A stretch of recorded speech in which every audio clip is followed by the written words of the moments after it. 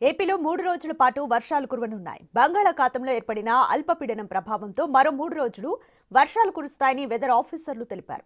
ఇవాళ పలు జిల్లాల్లో అక్కడక్కడ మోస్తరు నుంచి భారీ వర్షాలు కురిసే ఛాన్స్ ఉందని ఏపీ విపత్తుల నిర్వహణ సంస్థ వెల్లడించింది. ప్రజలు అప్రమత్తంగా ఉండాలంటూ సూచించింది. విజయనగరం, శ్రీకాకుళం, మన్యం, అల్లూరి సీతారామరాజు జిల్లాల్లో అక్కడక్కడ భారీ వర్షాలు కురిసే ఛాన్స్ ఉందని, అలాగే తీరం వెంబడి బలమైన ఈదురుగాలు వీచే ఛాన్స్ ఉందని ప్రజలు అప్రమత్తంగా ఉండాలని సూచించింది. మత్స్యకారులు సముద్రంలోకి చేపల వేటకు వెళ్లొద్దంటూ హెచ్చరించింది.